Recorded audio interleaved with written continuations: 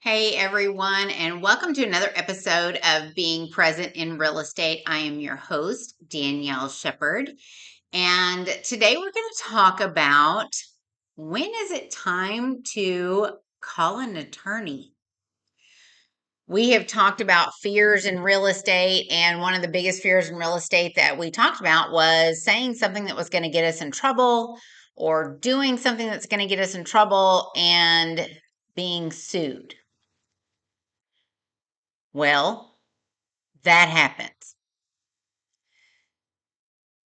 It happens a lot more than you think it does. Um, so let's talk about that for a minute. So in today's episode, we are going to talk about three different things. One is when to get your broker involved. What happens when somebody throws out that I'm going to sue you? And what happens when the other side just absolutely refuses to adhere to the contract? Now, of course, this is coming up because it's happening in our world right now. We have seen it happen a lot here in the last 3 years because we have had a lot of uneducated agents come into the market. When you have a lot of uneducated agents who came into real estate because they wanted the fast money, they went with large brokerages who were money focused and not so much on training, then they did not really train their agents on best practices or what actually contracts are meant to do and how they protect the buyer and seller. So that has become an increasing problem over the course of the last few years. So those are the kind of things that we're going to kind of talk about today. It has become such a problem of agents not being trained and doing contracts that they are not skilled in that Texas Real Estate Commission just passed a new rule that brokers or broker in charge or a mentor agent now has to mentor or physically help a new agent with their first three transactions of each type. Not just their first three transactions, but their first three transactions of each type. So that's your first three, 1 to 4, your first three condo, your first three land, your first three farm and ranch, your first three new construction. So your broker is responsible now for helping you through those contracts. If you are with a brokerage that they are not helping you with that, then that's going to be a problem because now they're in violation of TRIC.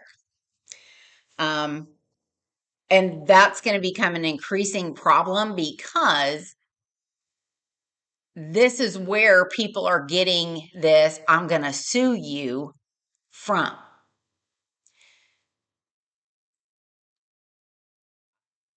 This past few weeks, I have had a battle with a newer agent, and it really hasn't been my battle, but it was one of my agent's battles. And of course, I step in because I'm the broker. So I step into it. They do not understand the contract.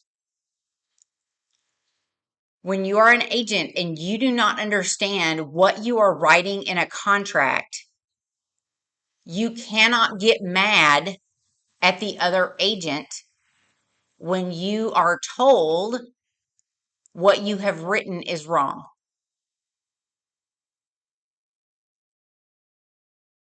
You can't. We talk about this all the time. When you're a new agent, you need to be humble.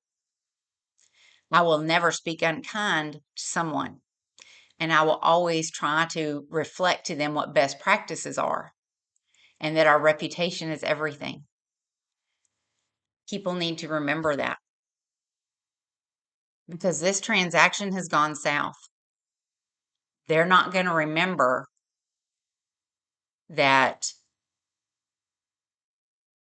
they're going to remember that you weren't humble and that you didn't apologize and that you didn't own up to your mistake. That's what they'll remember. So, so let's kind of talk about it. When do your clients need to hire an attorney? So you're in a transaction and you're an agent and you're talking with another agent and things just aren't going well. Okay, for whatever reason. Let's take for an example, you're doing a final walkthrough. And at that final walkthrough, the in your non-realty items addendum, you asked for a stove. I'm going to use this because this happened to me a long time ago. Okay. A long time ago, I was always taught that this is also where I learned the differences in the different MLS systems and what expectations were. Okay. So I'm going to digress a little bit. So I had an electric range in this house that I had a buyer for. In the pictures of the MLS, in our market, an electric range was a built-in item. It wasn't attached by a bracket to the wall. It's a built-in item. And the Waco MLS market, they did not consider an electric range a built-in item. So because I did not ask for it in the non-realty items addendum, they removed the electric range that was in the pictures and that we had seen and was there for the appraisal and replaced it with a cheaper one, a lot cheaper one. Whereas we had seen everything being matching black stainless, all of a sudden we go to our final walkthrough and there's a white Roper electric range with a black stainless built-in microwave.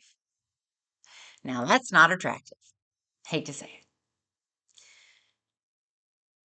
So I immediately call the agent. Ring, ring.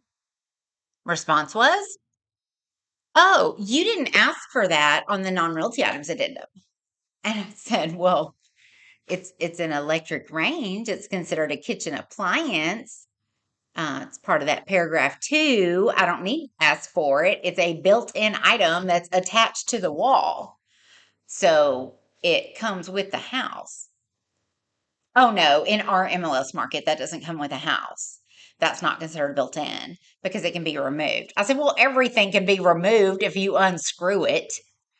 I said, "But it's it's with the house." And we get into this battle basically over this black stainless electric range. And it's all about what was customary in their market. A couple of days go by. We're set to close. Black stainless electric range is still not there. This is another reason why you do a final walkthrough a couple of days before closing. Um, so I'm like, "Is it coming back?" And she's like, "No, you're getting the white one. That's the one that's staying." And I said, "Okay, I will let my client know." I called my client. My client said, "I want the black stainless. This is ridiculous. I don't want no blankety blank, white blank electric range." Which they had given us in the non-realty items, the black stainless refrigerator. I'm like, so literally everything in there was black stainless dishwasher, black stainless refrigerator, black stainless built-in microwave, and a white Roper electric range. Weird. He says, "I'm going to sue him." I said, okay. So I call her and I said, my client says if that is not back, then he will hire an attorney and he will sue you for the black electric range or the black stainless electric range. Please let me know what your clients would like to do. She stammers, hangs up, and I call him back. And I say, okay, now that we've thrown out this sue word, do you have an attorney? Because once you throw that word out, once you tell somebody, I'm going to sue you, you better be ready to back it up. Because as soon as you throw that out, the other agent is going to be on the defensive, not just for her client or their client, but also for themselves. Because when there is a suit in a transaction, you're not just suing the seller. 9 times out of 10, the agent gets sued as well. So what happens? People start lawyering up. So when my client says, we're going to sue you, and I tell him, okay, do you have an attorney? And he's like, well, no, I don't know a real estate attorney. Okay, here's some real estate attorneys. You might want to talk to them.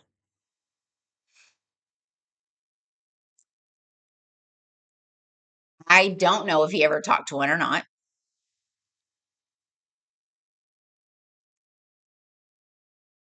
I got a phone call, I don't know, about 3 hours later that said the black stainless range would be returned prior to closing.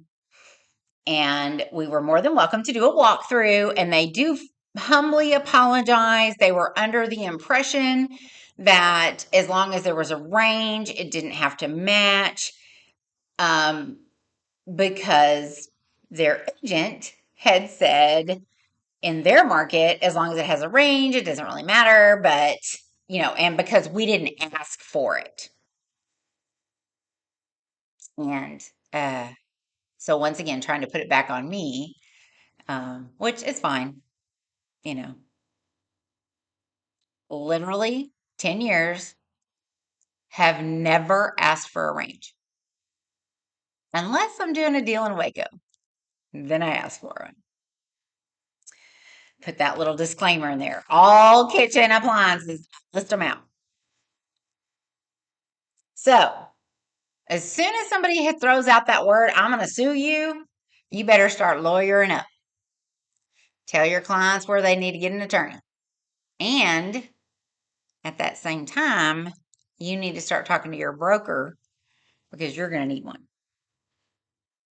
So, got to drink. The next one is probably the biggest one. So, number 2 of do my clients need an attorney is, and it really may not be well, yeah, it is clients, but it's really the biggest one. And it's the one that happens the most often because agents do not understand the contracts.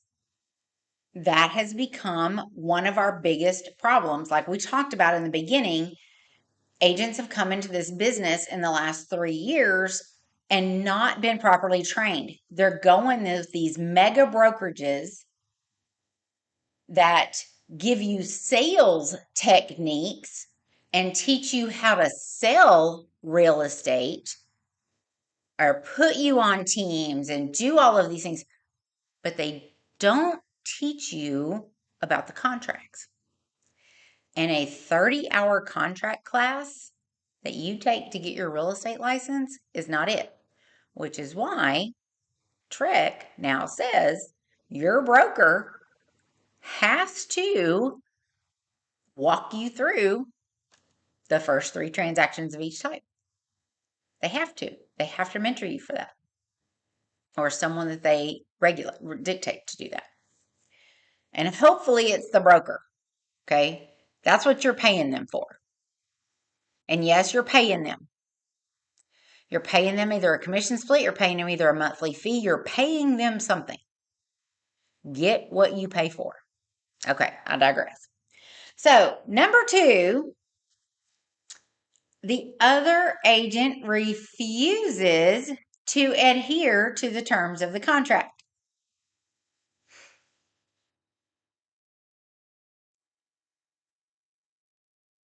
Last week I was on vacation and didn't get much of a vacation. I was on the phone a lot, on email a lot,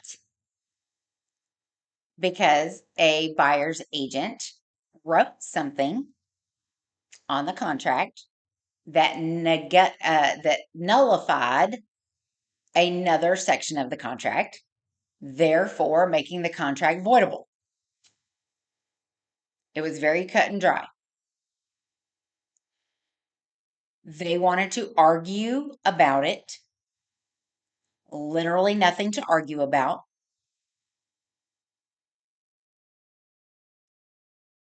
They would not adhere to their own terms that they wrote in the contract. Because they wrote something when they first presented this offer that they were trying to be kind of, I want to say, kind of shady about. They were trying, I mean, no, I don't know. Okay. They were probably trying to protect their client in the best way possible that they thought that they knew how to do, but they did it incorrectly. And because they did it incorrectly, when another part of the contract changed, it nullified what they tried to do. And I can't go into specifics because somebody getting sued. So,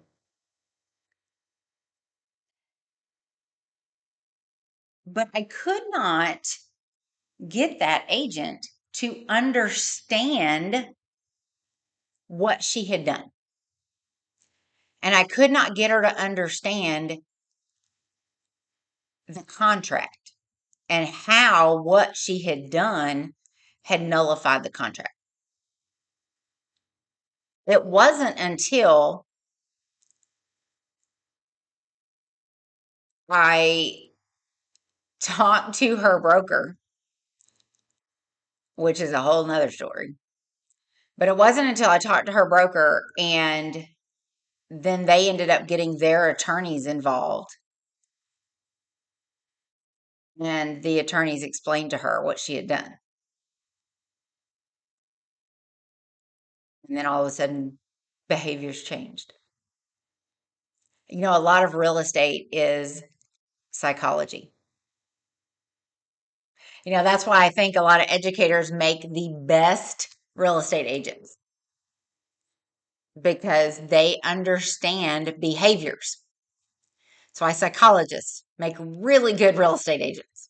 Not because we're always therapists, but because we understand behaviors. So when you have someone who jumps off the bat defensive, there's a reason for that. When you jump off the bat that you're defensive on something instead of having an open, transparent conversation, it means you're guilty. That means you recognize that you've done something wrong or you think that you've done something wrong. It's that guilt complex. And people a lot of times don't recognize that that's what they're doing, but it is. It is what you're doing. So if you're an agent, you need, and I cannot stress this enough, and I have said it from the beginning, you need to stay humble. You need to understand contracts. If you don't understand something in a contract, ask your broker, ask another seasoned agent. You need to understand the contracts. You need to understand what you're putting in the contracts. Once again, this is why Trek has now said it's not that the broker has to just work with you on one contract, which is what it was. Now it's 3 because one wasn't enough. So there's a need. We know Trek understands that a seasoned agent, a seasoned broker has to work with agents on 3 transactions so they understand the contracts in a real life situation, not just on paper in the class.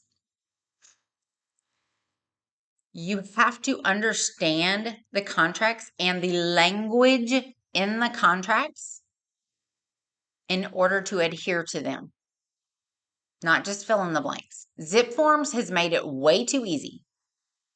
Dot loop, way too easy. Transaction desk, way too easy. Because all you're doing is filling in the blank. You cannot just fill in the blank. You have to know what you are filling in a blank about. You have to know what they say, and you have to have purpose behind what you are stating. And you have to know why you're doing it. And you really have to know if you're doing something that is against Trek standards. Now, the third piece of this is, what if the buyer or the seller refuses to adhere to the contract? So you've got this contract, and the buyer or seller is just like, well, I'm not doing that. Paragraph 2 is a huge piece of this, because paragraph 2 talks about all of the things that you get to leave with the house. If you didn't put it in exclusions, it's staying with the house. And we all the time go through these walkthroughs and we're like, there, weren't there blinds here? Where are the blinds? And you'll call the agent and they're like, oh, seller must have taken the blinds. I'm like, well, it's in paragraph 2. They can't take the blinds. And the seller's like, I'm not bringing them back. Well, you don't get that choice. It's in the contract. You know, it's you. And the agent, I mean, yeah, we're all human. I can tell my seller buyer all day long, look, it's in the contract. Whatever's in the contract, that's what you have to do. But they're an adult. You can't make them do it. It's just like when I was teaching school, and it hadn't been that long ago since I taught school. I am not going to follow your kid home and make them do homework at your kitchen table. I can give them the homework. I can tell them what the assignment is. I can go through the first couple of problems with them and show them how to do it. And I can send it home in a nice little folder that says, please complete at home. But I cannot sit at the kitchen table with you. I cannot sit at the kitchen table with them. I can't make them do that work. Okay. Same thing. I can't make a buyer or seller do anything they don't want to do. I can tell them what the consequences are if they don't follow the contract. I can tell them that, oh, you can be sued, but I can't make them do anything.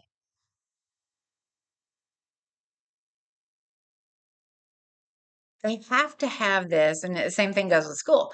Kids have to have this inherent ability, this inherent want to do what is right. As agents, we have to instill in our clients that inherent want to do what is right. We have to do that. So, those are our 3 things. When does my client need to contact an attorney? Or when do we need to contact an attorney? When do we need to throw that out? So when somebody throws out I'm going to sue you. Okay. Oh, and when somebody says that, always make sure. So I'd ask your brokerage. Okay. Ask your broker, what kind of E&O insurance do I have? Because I have heard that there are some brokerages out there that they don't provide E&O insurance. If you're with a brokerage that does not provide E&O insurance, you better get you some. That is a lifesaver because it's that confidence behind and I tell my agents all the time, they said they're going to sue us. Okay, go right ahead. I've got really good E&O insurance. It's that confidence behind that because I don't want my agents to worry. I know that they're skilled. I know that they've done what they're supposed to do. I'm not worried about getting sued. So when they throw out that sue word, we're contacting an attorney. Second thing, if that agent does not adhere to the contract, first of all, you need to contact your broker. And you need to have your broker get on the phone with their broker. Oh, and sure. Okay, agents, this is my PSA for the day. On the contracts, Texas contracts, okay. I know I've got people all over the country, in Europe. I appreciate y'all. But on the Texas contracts, there is a place where you put your broker's name or your designated supervisor's name and their phone number. Okay. Craig is very particular about that. I would highly recommend that if you have not been putting your broker's phone number or a phone number that somebody will actually answer, that you start doing that. Very particular about that. In this last transaction, the agent um, put her phone number down for her broker's phone. That was eye opening. Trek thought so too. So it's interesting. Um, so make sure that whatever number that you provide for your broker on your Trek contract is the actual broker's number. Because when I get notified that an agent refuses to adhere to a contract, I'm calling the broker and we're going to work it out. Or we're going to be contacting attorneys. And the final thing is, that other side, if the parties to the contract, keep in mind, agents are not parties to the contract. We are facilitators of the contract. We are not parties to the contract. Parties to the contract are the people on number one, the buyer and the seller. Our names are not on there. We are facilitators of the contract. So, parties to the contract, if they refuse to adhere to the terms of the contract, it is time to advise your clients, yeah, you may need to talk to your real estate attorney. If it's going downhill and negotiations are not going well and talks aren't going well, you need to talk to an attorney. And don't ever just give your client one option. Just like we don't do with lenders. We don't give them just one option. Give them several options for a real estate attorney. The reason you do that is kind of several fold. One, there's not a whole lot of real estate attorneys. There's a lot of attorneys, but there's not a lot that specialize in real estate law. Secondly, you never know who has a prior relationship with one of the parties. So you need to have several attorneys that you can recommend. And just like lenders, you never know. You never know who's going to be a good fit and who's not. So you always want to have multiple people that you recommend. And also, we have been talking about this. I said this in the very beginning. Realtors, in that we used to be number 3 above politicians and above something else. And now we're the bottom of the barrel. If we want to be a more trusted professional, we have to raise the bar. If our clients, this is why we give them the IABS, okay? If they are not happy with the performance of you as an agent or the other side, they are more than welcome to file a complaint. it will be investigated. And whatever happens from it needs to happen. Do not be afraid of a Texas real estate or of a TREC investigation. Don't be afraid of that. If you found that something that you did was not right, you need to be educated and you need to be shown the right way to do it. So don't be afraid of that. Okay? Consumers have the right to complain. Just like you do in a restaurant, just like we do at the bank, we have the right to complain. So do our clients. So, not to be a Debbie Downer, but in every profession, people get sued. We need to know when we need to recommend an attorney to our clients. So, follow these 3 things of when to recommend an attorney to your client. And always keep kindness there, though. Always stay professional. No matter what personal attacks come on the other side, always stay professional and always stay kind.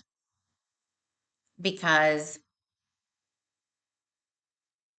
it's that old adage, people are going to remember how you treat them. May not remember what they say, but they're going to remember how you treat them.